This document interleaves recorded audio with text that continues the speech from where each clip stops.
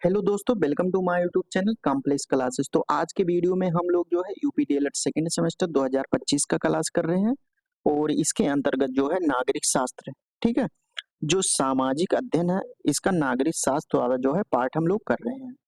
अगर पेपर की बात करें तो ये पेपर नंबर 5 है और सबसे पहले हम लोग बात करेंगे कि नागरिक शास्त्र के सिलेबस के बारे में जो है हम लोग प्रीवियस वीडियो में जो है सिलेबस के बारे में बिल्कुल बात कर चुके हैं।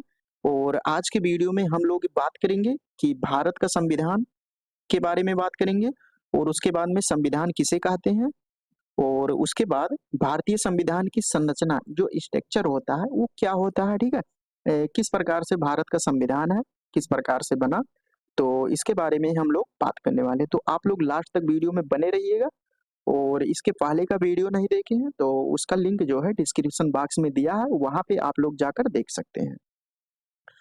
और इसके साथ-साथ हम लोग ये भी देखेंगे कि प्रीवियस ईयर क्वेश्चन जो है एग्जाम में आपके किस प्रकार से बना हुआ है, उस पर भी हम लोग विचार-विमर्श करेंगे। और इसका पीडीएफ या फ्री नोट्स लेना चाहें तो आप लोग जो है टेलीग्राम चैनल जॉइन कर सकते हैं, वहाँ पे आप सभी लोगों को फ्री नोट्स और पीडीएफ प्राप्त हो जाएगा। तो चलिए हम लोग जो है टॉपिक पर आते हैं। सबसे पहले अगर सिलेबस की बात करें तो सिलेबस जो है हम लोग कल के वीडियो में देख चुके हैं।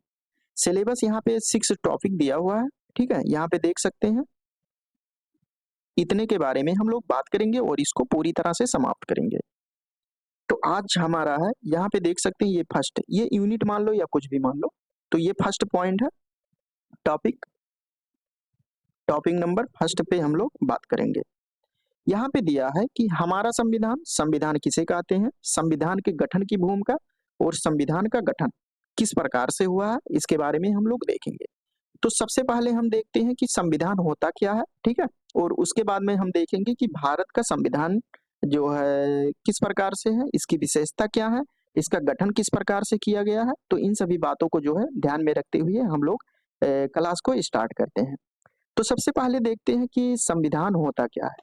तो संविधान वह वैधानिक या मौलिक दस्तावेज होता है जिसमें शासन के उन मूलभूत सिद्धांतों का वर्णन होता है, ठीक है? जिससे शासन किया जाता है, उसका जो मूलभूत सिद्धांत रहता है, उसका वर्णन होता है, जिसके अनुरूप यानी जिसके अनुसार किसी भी देश या राज्य के शासन का संचालन किया जाता है, ठीक है?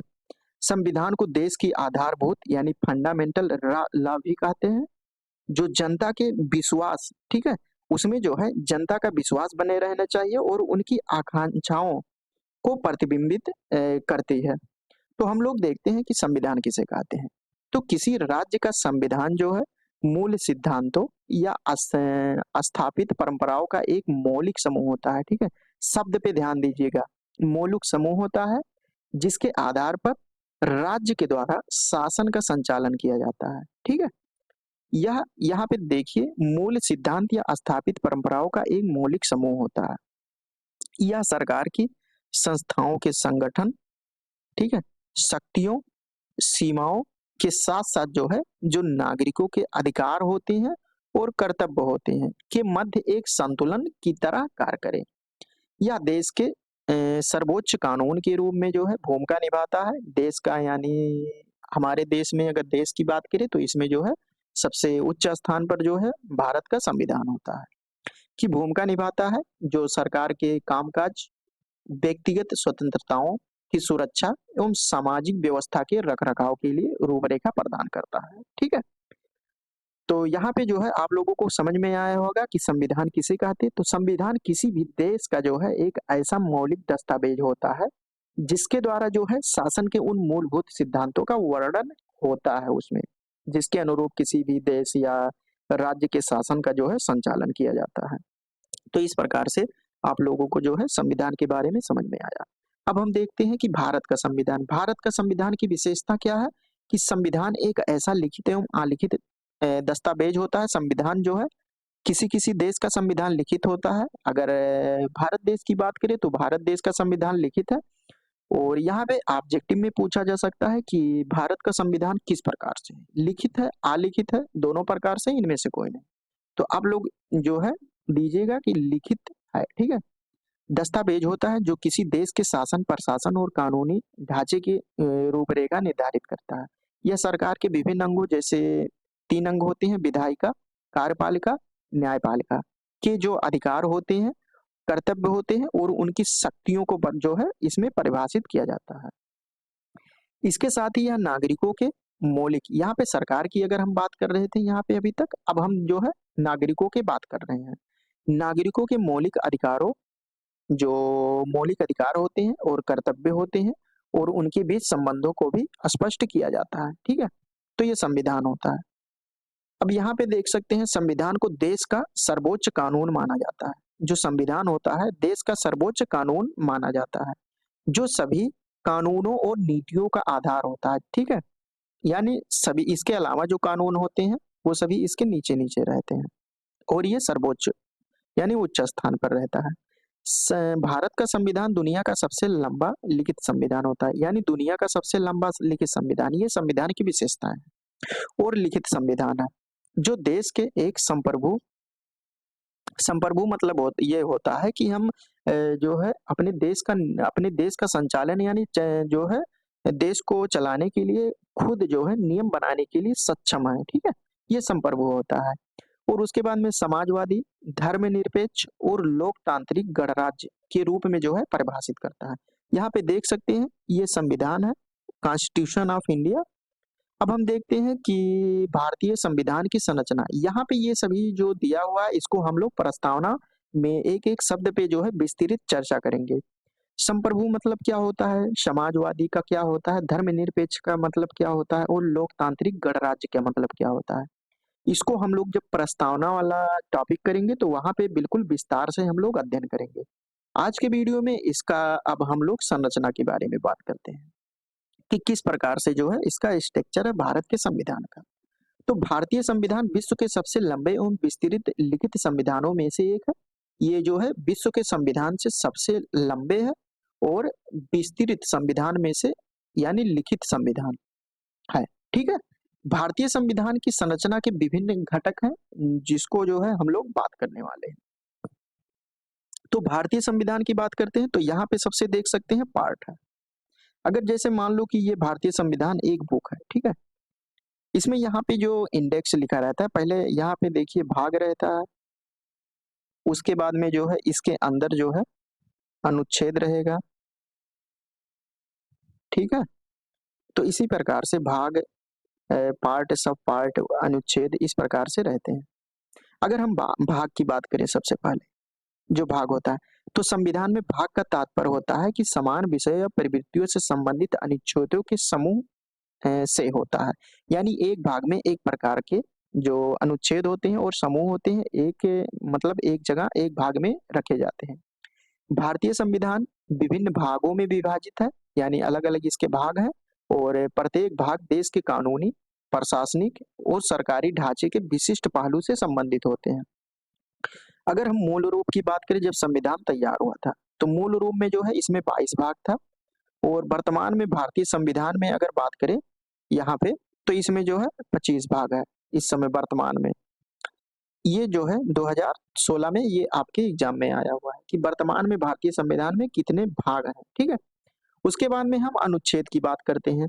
तो अनुच्छेद की अगर हम बात करें तो अनुच्छेद संविधान के अंतर्गत एक विशिष्ट प्रावधान या खंड को संदर्भित करता है, जो देश के कानूनी और सरकारी ढांचे के विभिन्न पहलुओं का विवरण प्रदान करता है, ठीक है?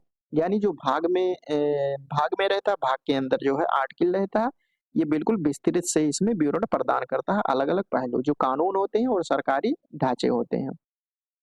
संविधान के प्रत्येक भाग में क्रमानुसार क्रमांकित कई अनुच्छेद होते हैं। अगर हम मूलतः यानी मूल रूप से पूछे, जब संविधान लागू हुआ था तो उसमें जो है 395 अनुच्छेद थे, ठीक है? यानी प्रारंभ में मूल रूप से ये 2019 में क्वेश्चन आया हुआ है। अगर हम वर्तमान की बात करें तो वर्तमान में जो है 448 अनुच्छेद से अधिक है, ठीक है?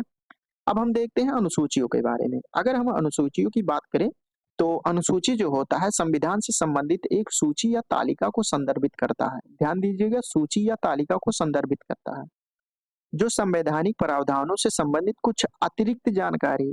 ये जो अनुसूचियां रहती हैं इसमें जो है अतिरिक्त जानकारी, जैसे जो भाग हो गया, उसके बाद में क्या अनुच्छेद आएगा। अनुच्छेद में अगर किसी के बारे में विस्तार से वर्णन नहीं है तो यहाँ पे अतिरिक्त जानकारी या दिशा निर्देश का विवरण दिया जाता है, ठीक है, अनुच्छेद में। अनुसूचियां अस्पष्टता और पूरक विवरण प्रदान करती हैं। यहाँ पे स्पष्ट रूप से जो है सब कुछ बताया जाता है, जिससे संविधान अधिक व्यापक और कार्यात्मक बन जाता है। ठीक है, जो स्पष्ट नहीं होता अनुच्छेद में या अनुसूची में बताया जाता है। मूल रूप से भारत के संविधान में 8 अनुसूचियां हैं और वर्तमान की अगर बात करें तो वर्तमान में जो है 12 अनुसूचियां हैं। ये 2016 में क्वेश्चन आया हुआ है। तो वर्तमान की दृष्टि से जो है पूछा गया है और ये आपके एग्जाम में भी पूछा गया है। अब हम देखते हैं भारतीय संविधान का अधिनियम और अंगीकरण।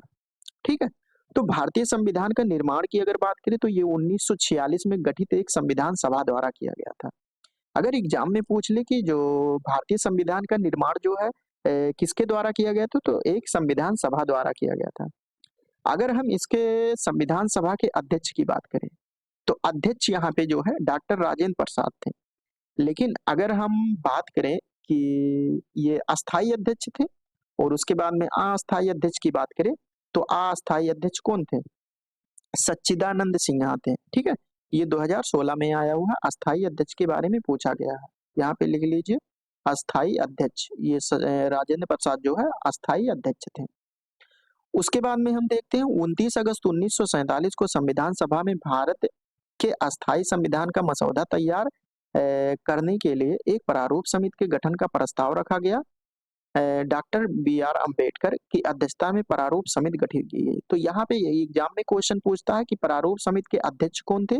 ये जो है 2019 और 22 में पूछा गया है और इसकी अध्यक्षता किसने किया था? बी आर अम्बेडकर ने किया था। और ये प्रारूप समिति का गठन कब किया गया था?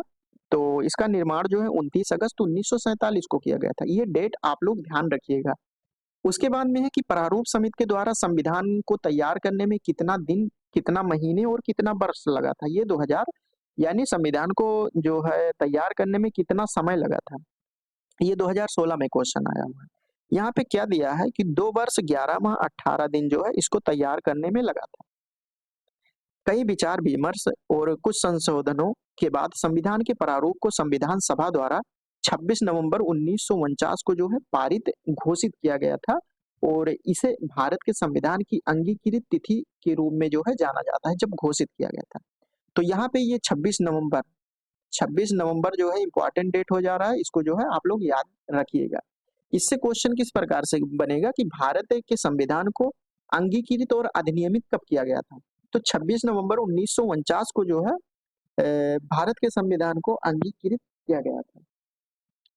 उसके बाद में संविधान के कुछ प्रावधान जो है 26 नवंबर 1949 को जब मतलब अंगीकृत किया गया था तो उसी समय जो है लागू कर दिया गया था। हालांकि संविधान का अधिकांश भाग जो है 26 जनवरी 1950 को जो है लागू हुआ था, जिससे भारत एक संप्रभु गणराज्य बन गया था। संप्रभु मतलब होता है मान लो कि हमारे देश का संविधान हो गया, अब हम जो है अपना नियम बनाने के लिए खुद सक्षम है, किसी देश की जो है इसमें हस्तक्षेप या किसी को जो है आवश्यकता नहीं है। ठीक है, उसी को कहते हैं संप्रभु। इन सभी शब्दों की बात हम लोग प्रस्तावना में करेंगे बिल्कुल विस्तार से। तो इस तिथि को जो है भारत के संविधान को अधिनियमित तिथि के रूप में जाना जाता है। ठीक है, ये अंगीकरण तिथि हो गया, अंगीकृत तिथि, और ये अधिनियमित तिथि। अब हम जो है बात करने वाले हैं, कल के वीडियो में बात करेंगे भारतीय संविधान की प्रमुख विशेषताएं, कि भारतीय के संविधान जो है किस प्रकार से अन्य संविधान से विशेष है। ठीक है, उसके बारे में बात करने वाले हैं। ये आपके एग्जाम में यहाँ पे देख सकते हैं कि भारतीय संविधान की 4 विशेषताएं लिखी है। तो हम आम लोगों को 4 नहीं 8 विशेषताएं बता देंगे ताकि एग्जाम में जो है भूलते भूलते जाइए तो वहां पे जो है 4 विशेषताएं आपको याद रहे। कितनी बार पूछा गया है यहाँ पे देख सकते हैं, 2016, 2022 और 2023 में ये क्वेश्चन बना हुआ है। तो इसके बारे में हम लोग जो है कल के वीडियो में बात करेंगे। आज के वीडियो में यहीं तक। और वीडियो अगर ठीक लगा हो तो वीडियो को लाइक कर सकते हैं, अपने दोस्तों के पास शेयर कर सकते हैं, और इसका पीडीएफ प्राप्त करना चाहें तो टेलीग्राम चैनल ज्वाइन कर सकते हैं। वहां पे आप सभी लोगों को पीडीएफ प्राप्त हो जाएगा। और paper number first, second, third बिल्कुल कंप्लीट हो चुका है। उसका पीडीएफ जो है पिन कर दिए हैं टेलीग्राम पे, वहां पे आप लोग जाकर डाउनलोड कर सकते हैं और उसका प्रिंट आउट निकलवा सकते हैं। तो चलिए दोस्तों, कल के वीडियो में मिलते हैं। संविधान की प्रमुख विशेषताओं के बारे में हम लोग बात करेंगे। तब तक के लिए जय हिंद, जय भारत।